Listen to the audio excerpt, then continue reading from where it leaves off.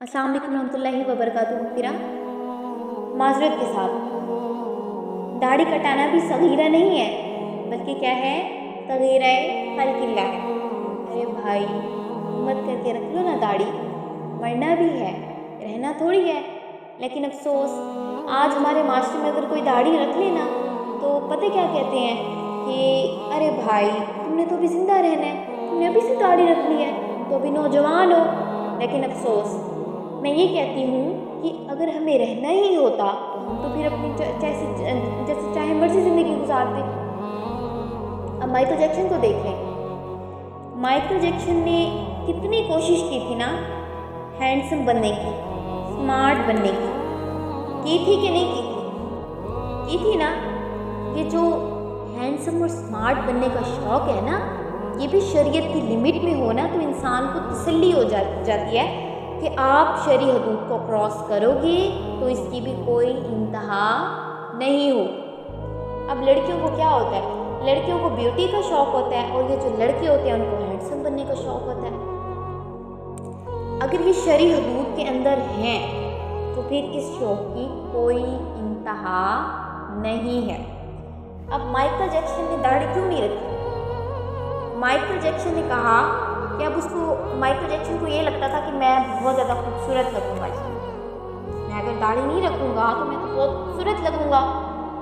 अब उसको फिर ख्याल आया कि खूबसूरत तो और भी बहुत लोग हैं जो खूबसूरत भी हैं, उनकी दाढ़ी भी नहीं है, लेकिन वो फिर भी खूबसूरत लगते हैं, अच्छे लगते हैं। तो अब उस कमबख्त ने ना अपनी स्किन को ना ख़राब कर दिया, स्किन ही चेंज करवा दी कमबख्त ने। अच्छा, फिर उसको ख़याल आया कि कुछ लोग ऐसे भी होते हैं कि जिनकी ना आँखों में ना ट्रैक्शन होती है, उनकी आँखों में ट्रैक्शन होती है, उनकी पलकें बहुत बड़ी बड़ी होती हैं। तो अब उस कमबख्त ने ना अपनी जो आई लैशेस पलकें हैं उनको चेंज करवा डाला। इसी तरह से ना करते करते बेचारा बीमारी में वफात पा गया, मर गया। अरे भाई, जिस डिज़ाइन का खुदा ने तुझे बनाया था, खुदा ने तुझे पैदा किया था, उसी का रहता यार, उसी का रहता। क्या था उसमें? इतना ब्लैक तो नहीं था जो अंधेरे में ही नज़र ना आता। लेकिन अफसोस, यहाँ पर ना मुझे एक वाक़या याद आया कि क्लीन शेव वालों का, ये जो क्लीन शेव कराते हैं ना, ज़रा गौर से सुनिएगा। ये वाक़या पाकिस्तान का है, कोयटा का। ये कोयटा के किसी गांव का है। अब गांव का नाम तो नहीं याद मुझे, लेकिन ये उधर ही गांव का है। एक नौजवान आदमी था, बड़ा खूबसूरत था, लेकिन मसला ये था कि क्लीन शेव वाला था वो, उसने क्लीन शेव करवाई हुई थी अपनी, तो अचानक ही ना वो वफात पा गया। तो जैसे ही गांव के लोगों ने देखा ना, तो अब उन्होंने मिलकर यही कहा था कि अब हम ना इसको दफना देते हैं, कि जनाजे में देर नहीं करनी चाहिए ना। तो लोगों ने मिलकर ना अब उसको दफना दिया। जब उस मरहूम के रिश्तेदार जब उस मरहूम के रिश्तेदारों को पता लगा ना, तो उन्होंने कहा कि हम ना इसकी लाश को निकाल कर ले जाएंगे, हम इसको ना अपने गांव में दफन करेंगे।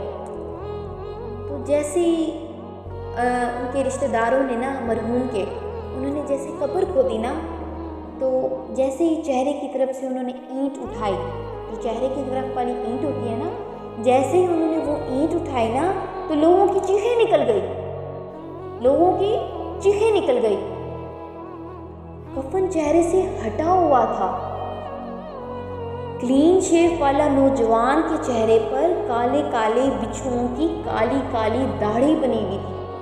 अब उस नौजवान के चेहरे पर ना, एक तो क्लीन शेव वाला था वो, उसके ना चेहरे पर ना काली काली बिच्छुओं की दाढ़ी बनी हुई थी।